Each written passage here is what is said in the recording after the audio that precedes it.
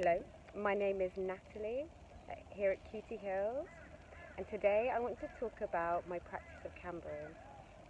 So the way I've come to practice Kambo is from a trauma-informed way. So when you think about trauma is something that's happened too fast that we've had no control over. So practicing Kambo from a trauma-informed way is being able to give clients choice and to take it slow. So there's a lot of videos out there about how Kambo is taken, and you see there's a particular way Kambo where you drink 2 liters of water and you apply the medicine. This is how I first experienced Kambo. You find this is so intense. Like, even the fact that you drank 2 liters of water beforehand is something that we don't do. It feels uncomfortable. There's been times when I've even purged just of water without even receiving the medicine. So it's intense. And when the medicine's applied, like, you just feel it. It's just like boom, intensity. You're overwhelmed. It's very intense. So when we're doing it from a trauma-informed way, I started using Sappers. So Sapper style is not drinking any water. It's only drinking water when you feel sick. So this way you feel it is much slower. So it works beautifully in a trauma-informed way, and using somatic techniques to go deep into the nervous system to help release this trauma. So just applying one point, I gradually apply 1 point at a time. So when you have the first point, you feel the warmth, yeah? And it's almost like a meditation. You feel that warmth go into your body. You feel it rising towards the neck. And then you feel the pressure in your neck. And for me, I imagine it as the medicine, going directly in for the lymphatic system and rising, speaking to the heart. The heart starts to beat. Then you feel it in the brain, all the peptides and the neuropeptides, the same as our brains, working, finding any imbalance, working with that nervous system.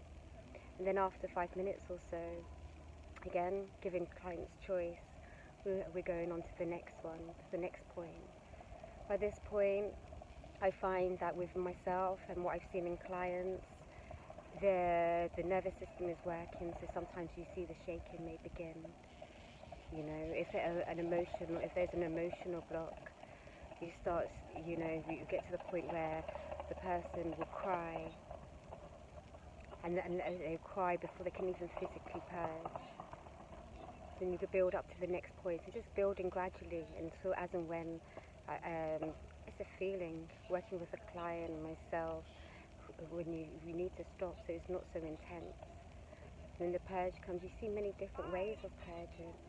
It's not just the one physical purge. There's so many different things happening within a Kambo medicine. When you see the body shaking, releasing, yeah, just like as the animal, releasing the energy that gets stuck in your body from fight and flight, releasing those traumas in a cellular level. So this is how the trauma-informed way. You feel it. It's like a meditation. You feel the medicine. You get to sit with the frog. You get to truly feel the frog. And the time after, you're able to integrate that in a slower way back into your life. So there's lasting effects and there's lasting benefits. Not just being overwhelmed by this sensation, this experience that you've never felt. Because when we do that, we're at risk of re-traumatizing ourselves. And there's a lot of, in the medicine community, there's a misconception that, like, more medicine, more means we're healing better, more means, the more intense it is. And it's that harshness. I realised it was this harshness that we have to ourselves. And we're facing our trauma with this harshness, of the trauma that we once faced in the first place. So for me, it doesn't work. And I've been there. I thought, oh, yeah, I need it harsh, I need it, and it's still working with one TRE, trauma release practitioner, one day. And she said, be kind. And I was like, be kind? And even when I fainted in Kambo, I thought, wow, this world is full of suffering, but it doesn't have to be suffering. Suffering is what we put on ourselves. So let's take it easy. Let's go into the deeper levels of the trauma and the nervous system. I'm talking about trauma in the nervous system. Recently I've had so many insights and downloads to do with our nervous systems and feeling, the feeling. When we go into our nervous system, it's about feeling into our body. Where do we feel that uncomfortableness? And we can take that every day into life. Where do we feel it? If we feel sensation, where does it feel? Does it feel in our throat? Does it feel in our heart? Does it feel in our stomach? Does it make us feel sick? Does it feel on our bodies like nervousness? How do we feel?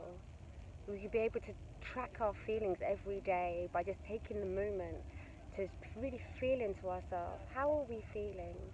In the chart, are we hyper aroused? Are we going into fight and flight mode? Are we feeling hyper aroused, like on the go, and then losing all that energy and going all the way down? When we're hyper aroused, we're anxious, and then falling down into that depression, that freeze mode. And being able to recognize these patterns. So instead of it going up and down, it's to be able to just wave and just to be the observer of ourselves each day, and each day taking the day to just feel into our bodies. And when we can do this, we can go into especially medicine circles and to be able to feel again, connect with our nervous systems, how we're feeling. This is when we can go to the deep root of the issue. Open to hear any opinions. If you have any questions, please give me a shout. And I invite you, if anyone is, feeling the need, just to take the time every day to take this. And also being able to regulate. So if you are feeling out of balance, what are the things that you like to do? So know the things that you like to do to keep you in balance. So whether that's dancing, meditating, yoga, exercise, going for a walk in nature.